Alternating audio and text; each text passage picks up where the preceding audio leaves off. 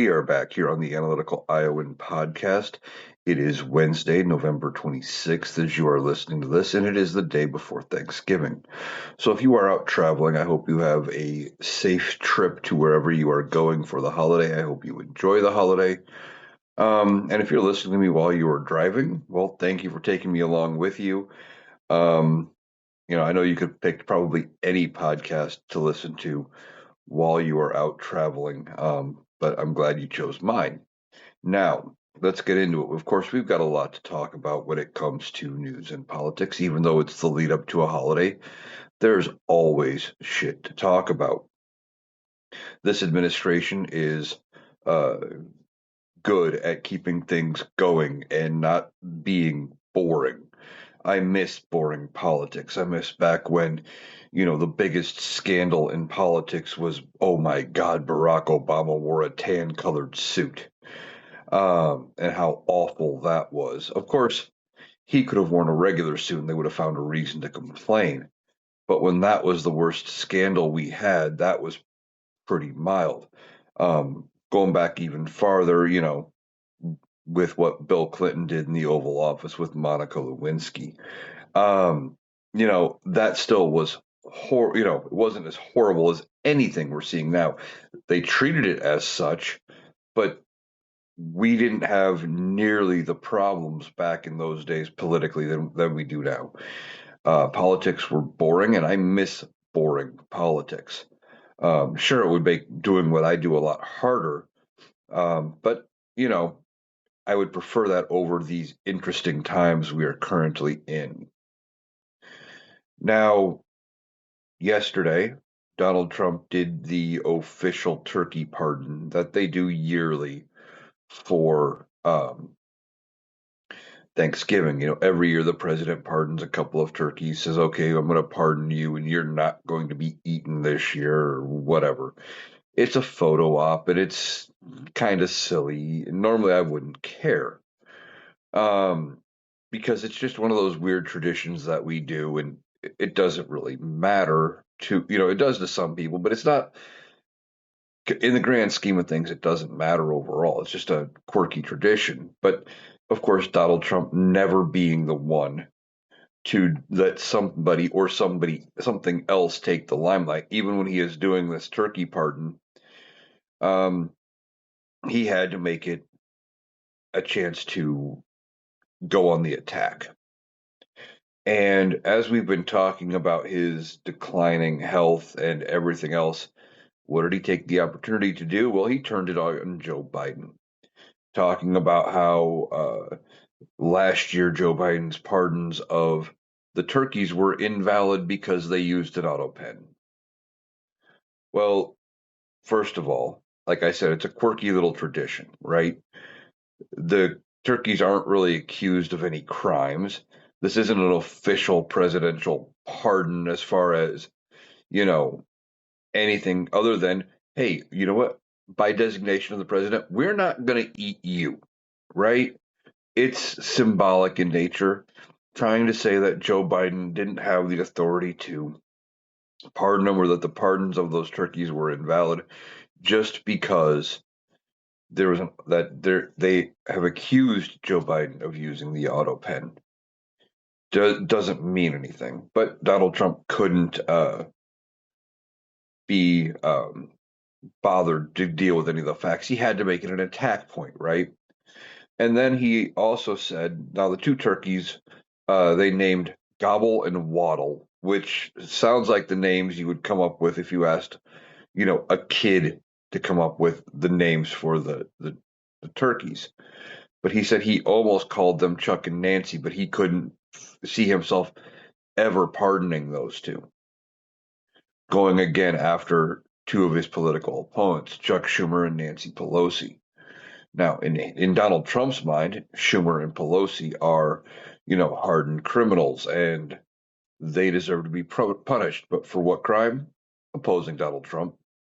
That's their big crime. And Donald Trump thinks anybody who opposes him should go to jail, and that is ridiculous. Um, and so he does this turkey pardon thing, and as like I said, as he's turning it on Joe Biden, it just reminds us about his own health. Now, if you follow the Rational Boomer, you know the guy I'm going to talk about. His one of his guests is Ed, and Ed comes on quite frequently, and Ed said way back when that he didn't think and Donald Trump would make it to Thanksgiving. Well, Thanksgiving's tomorrow.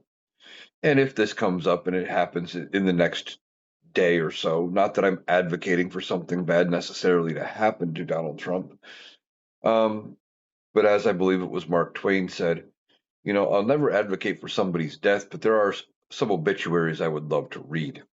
Um,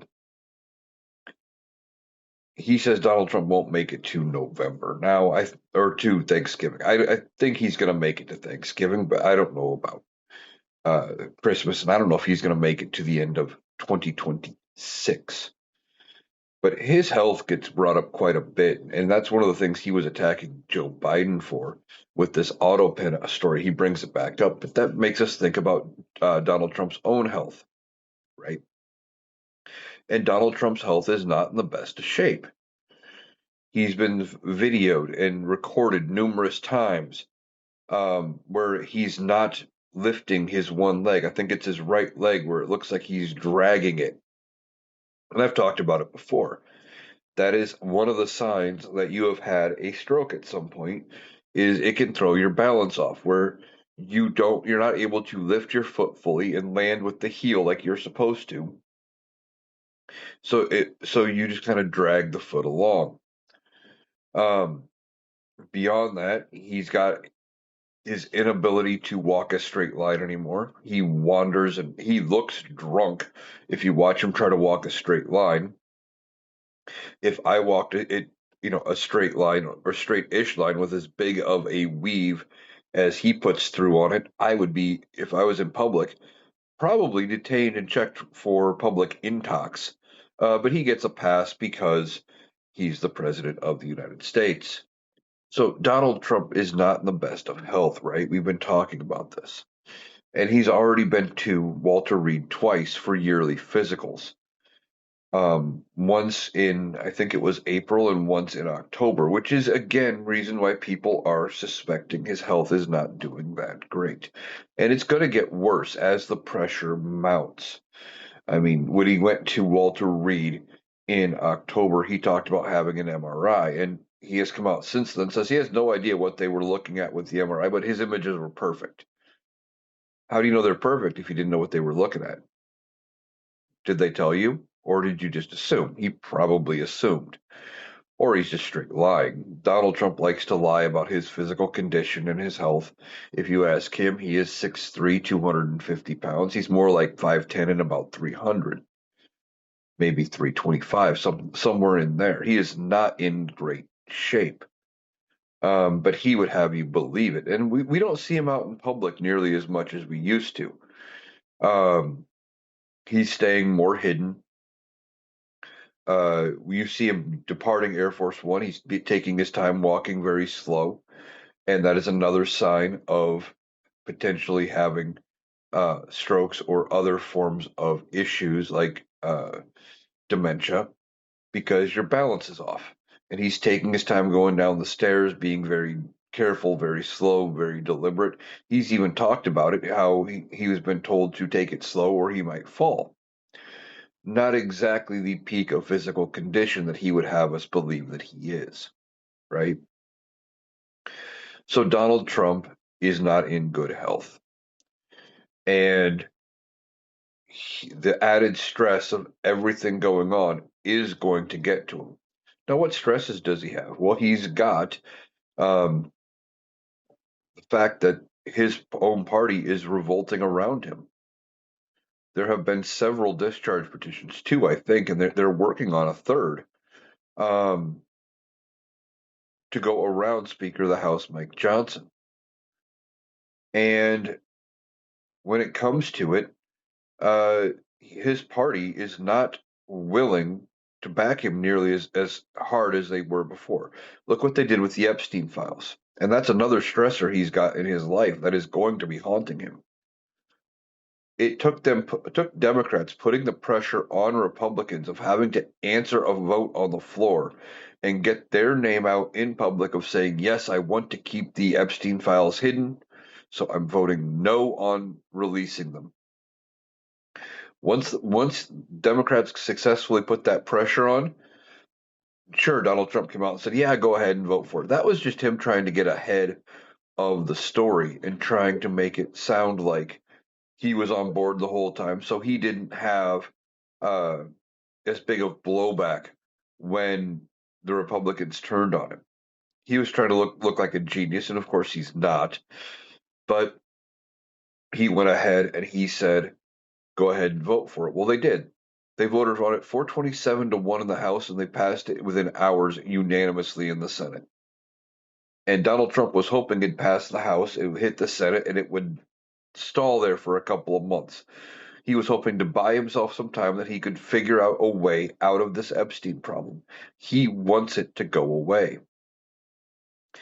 Now, we are hearing that back in March, when they thought the Epstein files were going to be released way back then, that something like 3,000 hours of overtime was spent by the FBI going through the Epstein files, redacting names, redacting things. And we don't know what we're going to see here. But remember, these aren't the only copies. So if they do try to play too many games, um, people like Thomas Massey and Marjorie Taylor Greene have said they would read the client names that they have been given by the victims on the House floor. Now, why on the House floor? Well, we've talked about it. That's covered by the speech and debate clause, and they can't be sued for anything that is said as part of speech and debate on the House floor.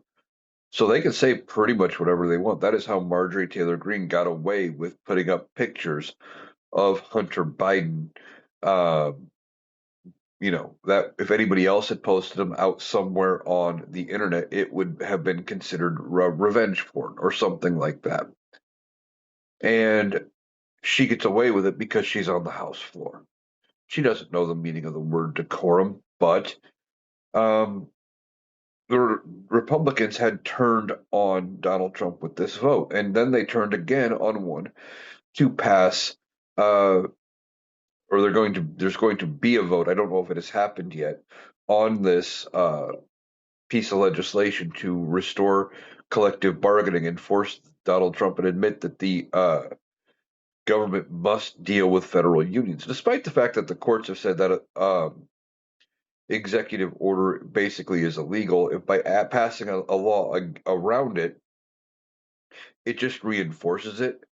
And it is something that the Supreme Court and stuff would look at when the case finally gets there, if they even take it up. Now, the simple fact that they've had a couple of discharge petitions to go around Mike Johnson is telling. And I said they're working on another one. And one of the ones they are working on is the ACA subsidies. And we'll talk about that in a minute. But Donald Trump's party is turning on. Okay, that added stress is not boding well for somebody who is used to getting his way. He has pretty much his entire life been able to bully and push around and get his way no matter what he does.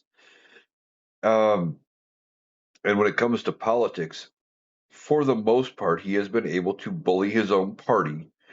And he says jump, they say how high, and they do whatever he says. But it's not working much anymore because they're realizing Donald Trump is a lame duck president. Okay. And we knew he was going to be a lame duck going into this term. Now, typically, lame duck means you can't run for election again, which is true. He cannot run for a third term. And so he can't run in 2028. So the Republicans are already looking at how do we move past him, right? And they're looking at 2026 and the midterms going, oh shit, this man could cost us the midterms. So on certain things, they haven't quite hit that point where they want to walk away from him completely. but they might, and I think they will, getting closer to the midterms. I don't know if that means they're going to impeach and remove him, or if they're just going to publicly start voting against him. They're already doing some of that, but if they impeach and remove him, they would probably use the Epstein files, and that is something that is hanging over Donald Trump's head. He doesn't want the files released. He doesn't want them to even look into it. He has always said there's nothing there. Why are we talking about that guy? There's nothing to see here. Some people are speculating that Donald Trump, it may come out that he was more than just a client. Some people are suggesting Donald Trump may have been more than just a client. He might have been, and it may come out through the Epstein files, that he was actually a partner. And it would kind of make sense, right? Because of Donald Trump and having owned the Miss Teen USA competition, that maybe that was a uh, recruiting area for potential victims.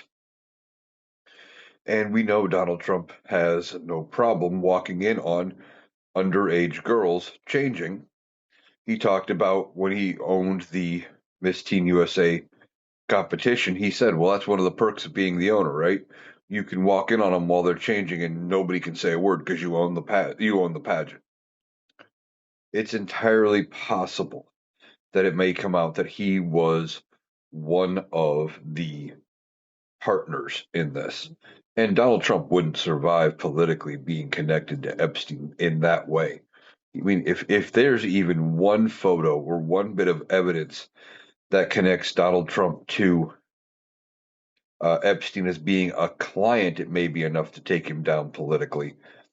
But if he is connected as some kind of a partner, the Republicans will turn on him in mass, mostly because they want to get reelected. They know they have to go up against their own voters, every member of the House of Representatives and a third of the Senate is up for reelection in under a year, and people are watching this case. Now, I've talked about it before. One of the reasons why Republicans may use the Epstein files as their vehicle to get rid of Donald Trump through impeachment and removal would be because they can do it potentially without losing a big chunk of that MAGA voting base. There is a section, about 30 to 35% of Republicans, that would not vote if the Republican Party turned against Donald Trump.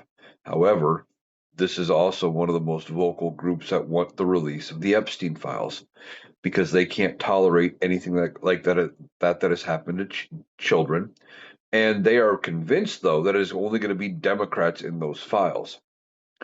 Well, when they come out and Donald Trump is in there, especially if they come out with uh, anything saying Donald Trump has been, involved. Like supposedly there are images in there of Donald Trump sitting down with two underage teenage girls, topless, sitting on his lap. Okay, that is pretty damning. And if those images are out there, it may be enough for the Republicans to use it to move against Donald Trump, impeach and remove him, and move on to JD Vance. Now, I've said it before, and I'll say it again. If the Republicans right now, with them having control of the House of Representatives, if they pass an impeachment resolution, okay, and send it to the Senate, I 100% expect them to convict him in the Senate. Because the Republicans currently have the majority in the House of Representatives, I do not expect them to end up being able to, or that they would not impeach him if they didn't already have the votes. I fully expect they've been having these conversations behind closed doors and that they are talking amongst themselves, going, okay, do we do it this week? Do we wait a couple weeks? When is the best time?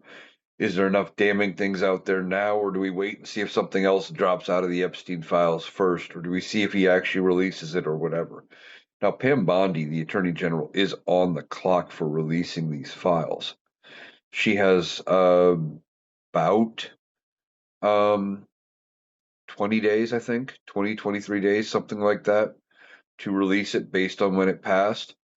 It's hard to tell because this month it feels like it's been a year. Um, every month feels like it's been a year when it comes to Donald Trump, just because there's always so much going on that every day there's, enough to talk about that I can put up an hour podcast every day talking about all of the things going on. And I could probably do 2 hours some days because there's just that much shit. Well, with that being said, you know, with all of these things going on, Republicans are looking at what could happen. Now, Representative Al Green of Texas, a Democrat, has said Donald Trump would be impeached, or there will at least be articles of impeachment against him by the end of the year, brought up by Al Green. Now, I don't know that Republicans would back anything led by a Democrat, but maybe they would. And again, same situation. Even though it would only take two or three Republicans, if they back it, I think they're sending it to the Senate knowing they have a conviction. Now, if they convict Donald Trump, the penalties are removal from office and barring from ever holding future federal office. And I think they would do that. I think they would do both penalties. Now, I think you almost have to remove in order to do the second penalty of barring future use. But anyway, I mean, we've never successfully, that I'm aware of, impeached and removed anybody. We've come close with a couple of them. We've never removed a president. Um, Now, we came close with Nixon. And you might remember, if you're old enough or if you've read this in the history books, that apparently when everything happened with Watergate, that Nixon was offered a deal. Okay. Republicans in the House went to Nixon and said, "Hey, we've got the votes. You will be impeached, and we know we have the votes in the Senate to remove you. You'd better resign." And Nixon went, "Yeah, okay, I'm going to resign." He didn't want to become the first president to be successfully impeached and removed from office. Now, would Donald Trump take some kind of a deal like what Nixon got? I don't know. I part of me says no, that his ego wouldn't allow him to be to step down, but he's also a narcissist, and when backed into a corner, they back down. And if the Republicans turn to Donald Trump and say, "Hey, we've got you pinned dead to rights, um, we are going to end up removing you," you know, he may back down and say, "Okay, I'll do it for a pardon from JD Vance." But that pardon federally does not apply to any state level charges. He could still be facing problems in several states, and some of the cases are still ongoing against the fake electors and things from 2020 with the election. Like in Arizona, that case is still going on. The Georgia case is still going on, and the charges against Donald Trump, I believe, are still there. I just don't know if they are actively pursuing anything against Donald Trump right now.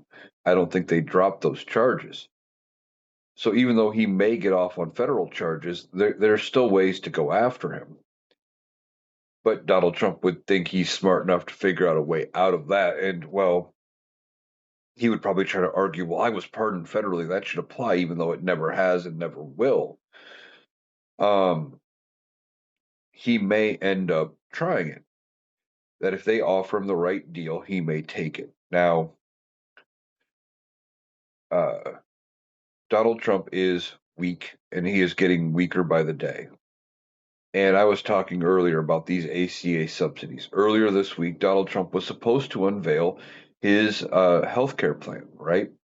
He was going to come out and it was going to be a 2-year extension of the ACA subsidies. They were going to have some income requirements again, trying to lower it to make it a little harder to qualify for the subsidies. Um, They also wanted to offer a chance to put it into some kind of a Trump savings plan, which is one of the ways they were able to sell him on it because he got something named after himself. And if it becomes popular, um, then he gets remembered, right? Donald Trump is worried, which is another reason we think his health is going, is he is worried so much about being remembered and doing things for legacy and things like that. Now, one of the things Republicans would say, and I've seen MAGA voters try to spin it, well, didn't they name Obamacare after Obama? No. The official name of the Obamacare Act is the Affordable Care Act. Now, there is a section of people out there who do not understand that Obamacare and the Affordable Care Act are the exact same thing. So why do we call it Obamacare? Well, they were trying to pass it, spinning up against Barack Obama, Republicans were using it, trying to uh, give it a negative connotation, and oh well, it's just Obamacare, and there's going to be this, and there's going to be that, and it's going to be horrible. Well, people still think it's two separate things, and I've talked about it before, but I'll mention it again. I remember having a conversation with somebody. I don't remember who it was, um, but we were talking about the Affordable Care Act, and he called it Obamacare. Of course, he goes, "Well, I hate that Obamacare." I go, "Okay, let's break it down." And I go, "Well, do you think insurance companies should be able to uh, deny a child coverage for something that gets found out that they had since birth and say, well, it's a pre-existing condition, we're not going to pay?" He goes, "No, that's pretty good." He goes, they should have to pay on that." I go, "Okay. Do you think it's a bad thing that um, children can stay on their parents' plan until 26? You know, allowing college age students a chance to go to college, stay on their plan if they can't get a job in healthcare or a job that offers healthcare, I mean." And he goes, "Well," he goes, "Oh, no, that's pretty good. That's pretty good. I kind of like that." I go, "Okay." And I just went down the list of everything step by step.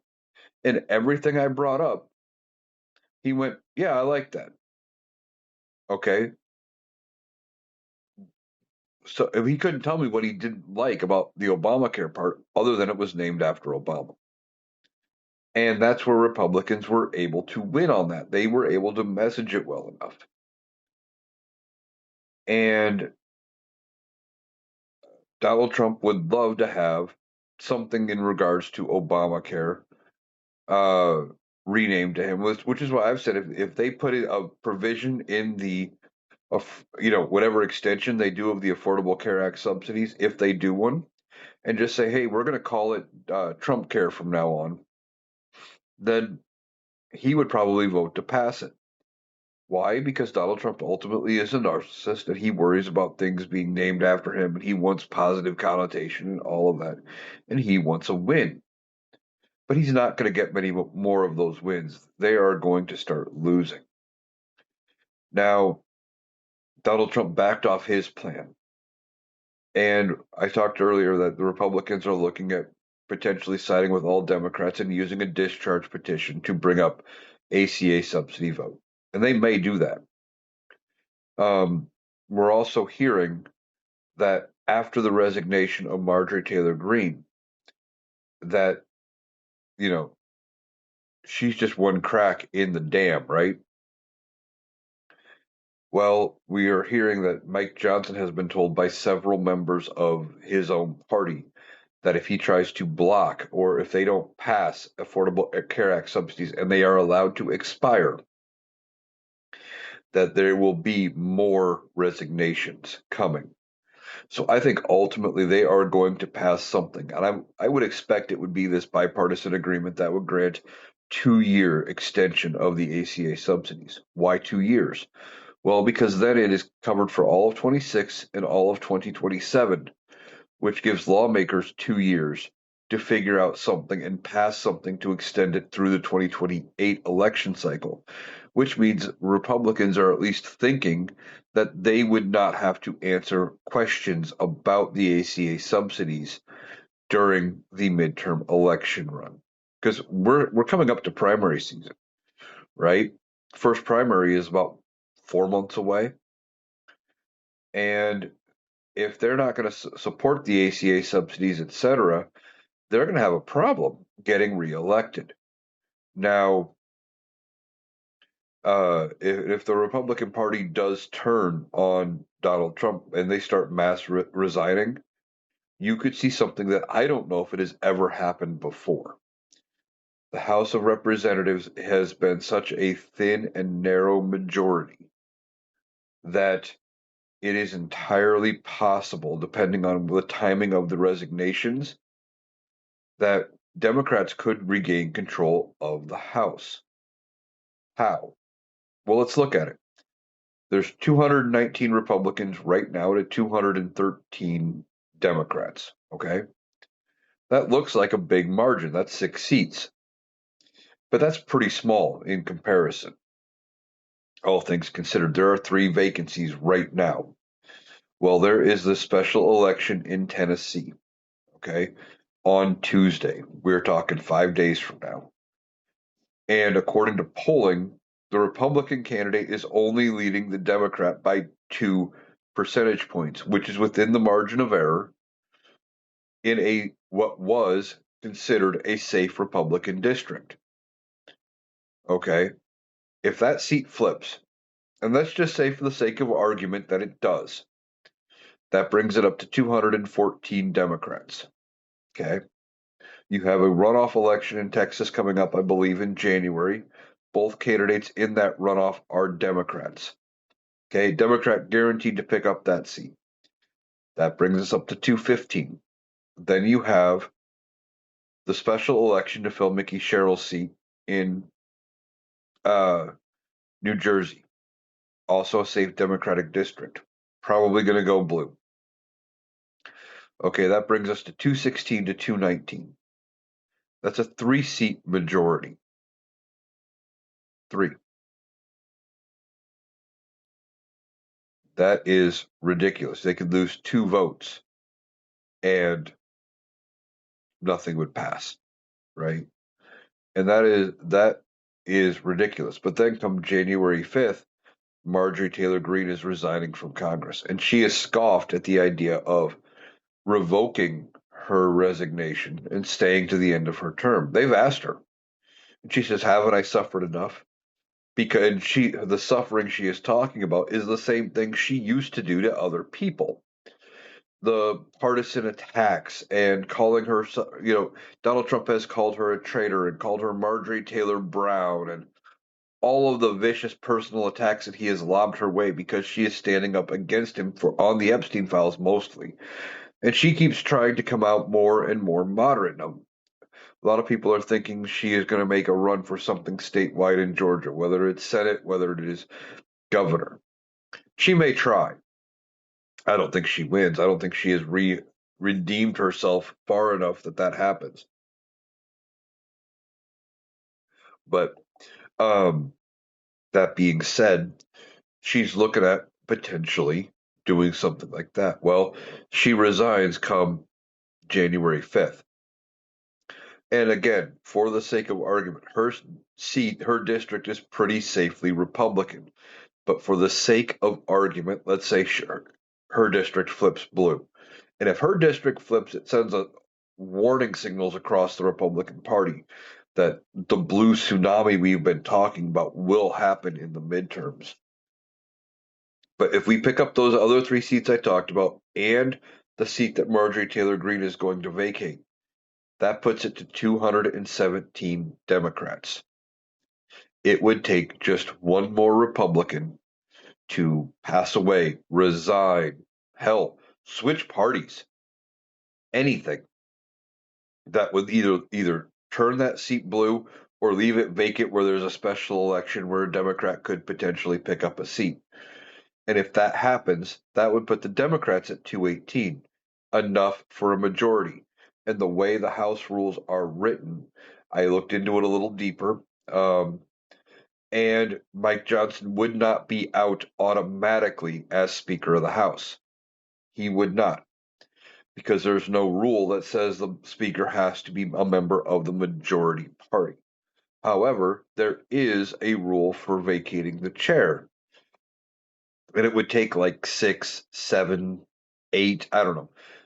It's an under 10 number of members of the majority party to call for a vote to vacate the chair, and then all it takes is a majority of those present. Well, if the Democrats end up with 218 seats, they would have more than enough votes to vacate the chair, and they would also have more than enough votes to not only call for it, but to pass it. And Mike Johnson would be out as Speaker of the House, and they would get somebody else, presuming it is going to be Hakeem Jeffries. Now, Hakeem Jeffries has his own problems, but maybe that would change once if they have control of the chamber. And for him, it would be an audition, right? If he gets control of the House of Representatives sometime next year, and this is a long shot, but if it were to happen, he would be auditioning to keep his job going into the midterms, right? Now, if he doesn't get primaried, or if he doesn't lose to a primary challenger, he would be up for reelection next November. And if he becomes, typically when you have a Speaker of the House from either party, you know, the next time Congress reconvenes, if you're back in the majority, you go with that same Speaker again because they're the face of your party.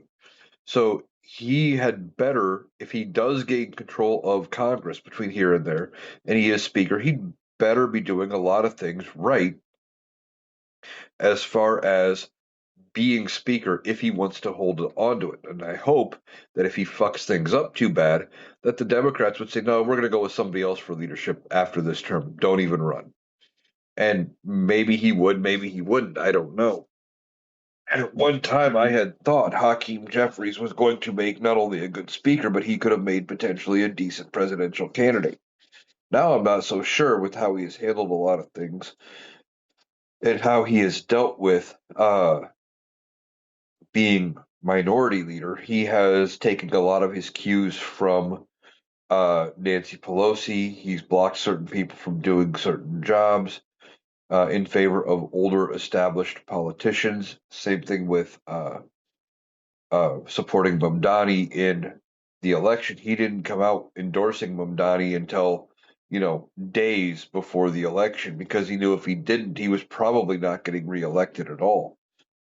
And it just shows weakness there. And we don't need a weak speaker. We've seen what happens with a weak speaker.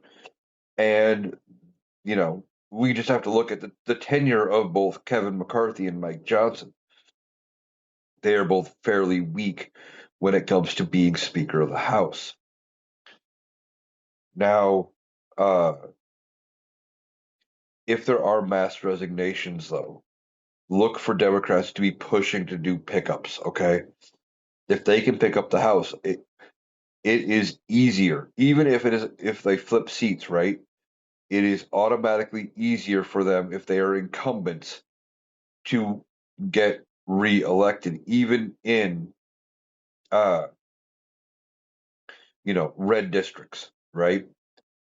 Being the incumbent gives yourself some advantages, especially when right now the tide is turning. The Donald Trump's poll numbers are some of the worst he's ever had. He's underwater, despite what he may tell you about his numbers. He's underwater on pretty much everything, and being connected to Donald Trump is going to be seen as a bad thing. So picking up the House is within reach. It could happen next year. Now it's an outside chance. Don't get me wrong. Like, I'm not saying it's a foregone conclusion, but it would definitely be something that we need to keep our eyes on.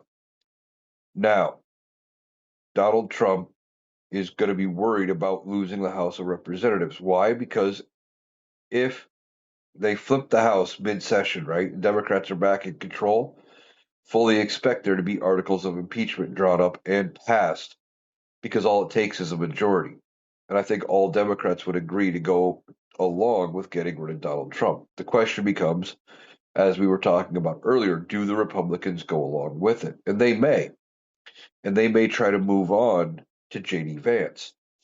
Now, here's a story we haven't been talking about a lot lately, and that has been this.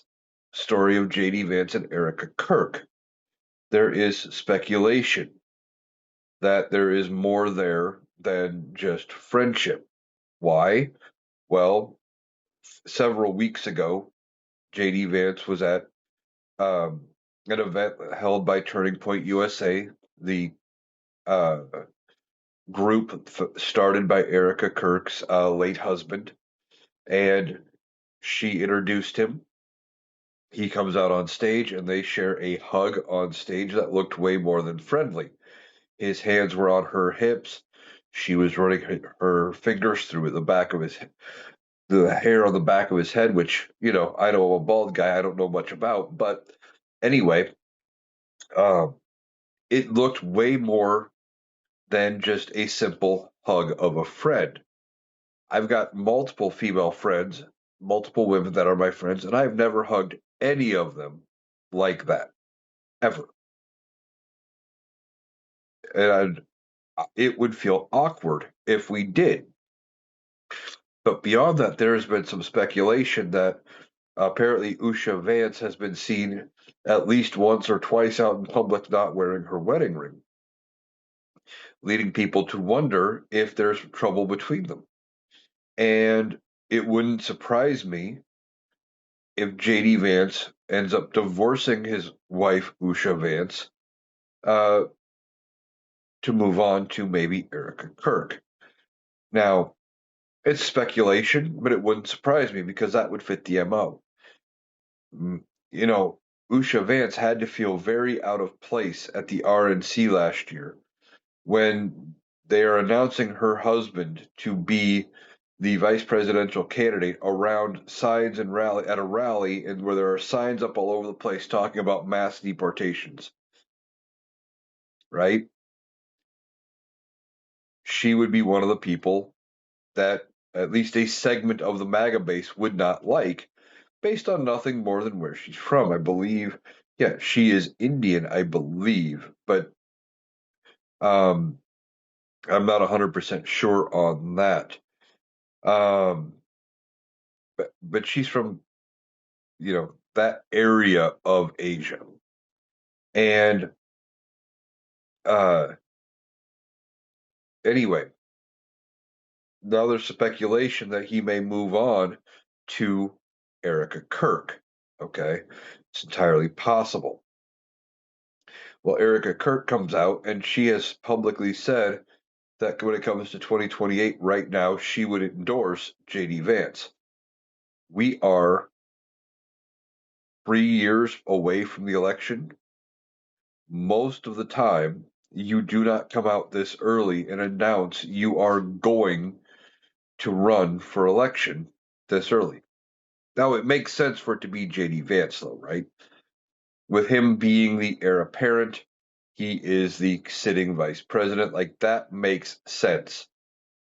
But that's different than, um, you know, anybody else coming out saying they're going to run.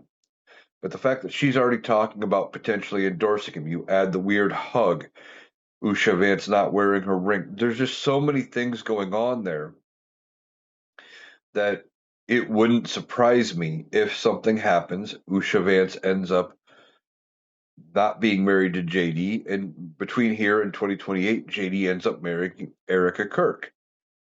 She's got a connection to that conservative base that JD Vance would need to carry on, that deep MAGA base, that group that JD Vance really isn't liked with. He would shore up his image for the group of people that uh, thought, running on a deport everybody strategy and have bought into all of the culture war bullshit would be a great strategy, right? Going to keep an eye on that one. I mean, I personally don't care necessarily if he decides that that's what he wants to do or that's what they're doing. Great, good for him. I don't care, right? But it just would show that they are. I think it would be more about political connections than it would be for anything, you know, romantic or um, just because that's the way he genuinely feels. It'd be political theater. Now, if I was in the position of Usha Vance and this came up, I'd be long gone. I'd say, yeah, you're on your own, buddy, and take him for anything and everything she could get in a messy divorce. But that's just me.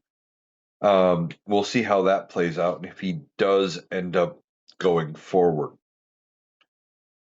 Now, one of the stories here I want to talk about, and I can't remember the guest's name, but Steve Bannon had a guest on his War Room podcast, okay? And they were talking about this Tina Peters in Colorado. She was that election worker who is being held on state level charges of tampering with elections and giving people that shouldn't have had access to voting machines and all of this from the 2020 election. Okay. And Donald Trump and the DOJ have been trying to force Colorado and have suggested that she ends up needing to be released, or not even released, transferred to federal custody. But she's got no federal charges. It would be highly unusual for a um, inmate to be held in federal custody with no federal charges, because then the federal system is the one paying the bill and footing the bill when she has no federal charges. It's all state level stuff. But I think they want to get her out and try to make her some kind of a symbol for their movement. And so far, Colorado's saying, yeah, we're not moving her. She's in state custody. We're not dealing with overcrowding. We're fine. She's going to serve her sentence. Well, this guest on the Steve Bannon War Room podcast, which is a hell of a name for a podcast when they want to make it sound like the people on the left are the violent ones. Yet we've got this prominent political podcaster who's got his own show and he calls it the War Room. Really sends a message as to which side's the violent ones. But anyway, um, you got this War Room podcast, and this guest is on there, and I can't remember his name now, but it doesn't really matter. This guest though was suggesting that Donald Trump should send in the 101st Airborne to go in and basically do a military style raid of a Colorado prison and, you know, get Tina Peters out, advocating for Donald Trump to use the military for a jailbreak. Now, that's completely ridiculous, and I don't even think Donald Trump is dumb enough to do that. And I would hope that if he tried to do this with the 101st Airborne or whatever unit he tried to send, that they would turn and look at him and say, no, sir, that is an unlawful order. We do not follow unlawful orders. Which goes right back to what we've been talking about the last several days when it comes to Senator Mark Kelly. Senator Mark Kelly is a retired vet. He was in the Navy. He was a naval officer. And he retired. Well, very decorated naval officer. And now he is in Congress. His wife was a representative, and she got shot very famously. And he ended up running to fill her seat when she resigned. Anyway, now she lived. Was it? I can't remember her name. Giffords, maybe. Anyway, um, he's a decorated officer. Now he was one of like 6 or 7 um, members of Congress that came out with a video. They're all vets, just reminding military personnel of their oath and that they do not have to follow illegal orders. Now, we've been hearing that members of the military are asking attorneys how they can refuse illegal orders, what constitutes an illegal order, etc. And it's on their mind, right? That they are worried about having to follow unlawful or illegal orders. So, what do what's going to happen?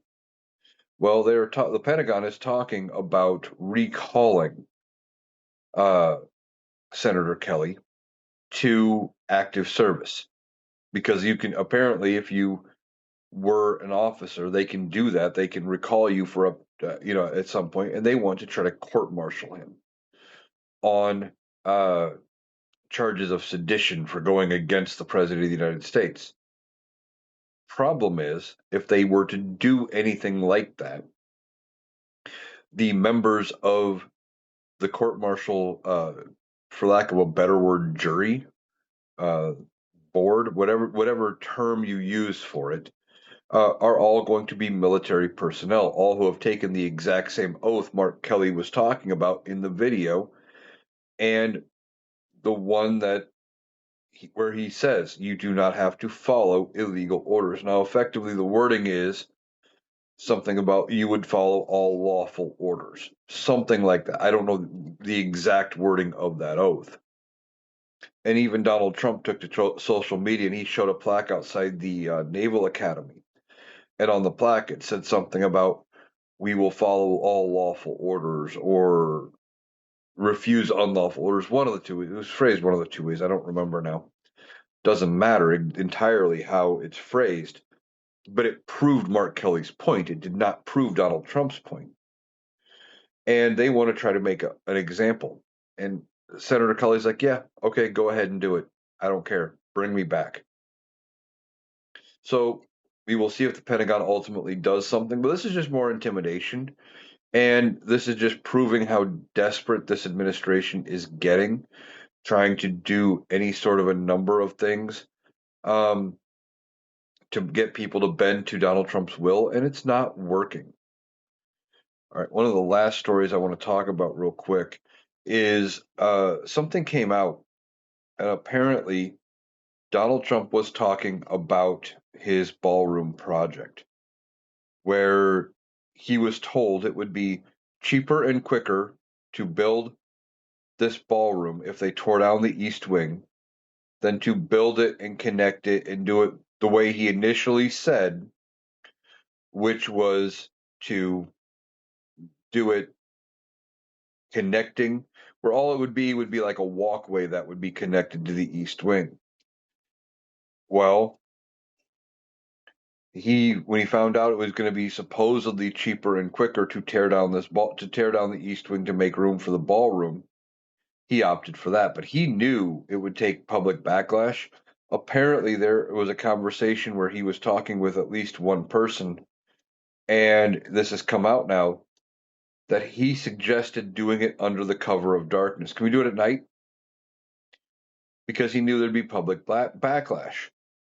But he doesn't care about restoring or respecting or any sort of historical integrity for the people's house. It is not his piece of property that belongs to the American people. He is effectively a tenant living there rent free, and his lease is going to be up at some point between now and January 20th, 2029. But he doesn't care. This would be like me leasing out a piece of property to somebody coming in to find out they gutted the kitchen, right? With no intention of, and that they're just, that they're going to put in a whole new kitchen for me. And they did, but for right now, the kitchen's completely gutted and they're just using a couple of sawhorses with a plywood plank across it, and they're calling it a countertop. That's effectively what's going on here now. The question becomes what happens when Donald Trump is out of office and what happens to the ballroom. And I think it's going to possibly depend on how far along the ballroom is. But at the rate they're going, this thing may not be done in time for Donald Trump to leave office in 2029. I think what they should probably do is rebuild the East Wing and just put in a slightly bigger ballroom than what was already there, because the ballroom that was there could hold about 200 people. Okay, 250, I think, something like that. Well, this 90,000 square foot ballroom that he is building, and from the plans we've seen so far, it looks like the whole area is going to be ballroom. Maybe some staging areas and stuff like that, but most of the 90,000 square feet is going to be part of the ballroom. Doesn't make any sense that it would only hold, and I'm hearing numbers between 650 and 999 people, just under 1,000. Doesn't make any sense that it would be that big and only hold that many people. But we will have to see what they ultimately do with it. I don't think it should stand. I think it should be torn down and they should rebuild the East Wing. And if they wanted to make a bigger ballroom in the East Wing or go through with his original plan and something connecting, they could maybe look into doing that. But we don't need this big gaudy ballroom and that Donald Trump just decided to do on a whim where he didn't consult anybody. I think it needs to go. We need to restore the People's House back to the way it looked before Donald Trump. And if he had gone through the proper channels to get permission to do this and it was approved, I wouldn't have as big of an issue with it being done. But the fact that he just decided they were doing it, he had been talking about this ballroom. I thought for the longest time that it was never going to happen because I didn't think the people that had to approve it were ever going to sign off on it. But he just decided to do it one day and move on. So that's where that stands. He wanted to do it under the cover of darkness because he knew there'd be public backlash and he didn't want to deal with that level of public backlash. Okay, that's going to do it for the Analytical Iowan podcast today. I want to thank you for joining me. As I said earlier, this is the uh, pre-Thanksgiving podcast. If you are driving and traveling or doing whatever you are doing for your Thanksgiving weekend, I hope you are safe. I hope you have fun with family and friends and whoever you choose to celebrate with. I will be back with a podcast tomorrow um, because there's always stuff to talk about. I could have probably gone for another hour if I wanted to with stuff today. So I've got plenty to talk about for tomorrow. I will be back. I hope you enjoy your Thanksgiving and I hope you have a great weekend. And uh, thank you for joining me.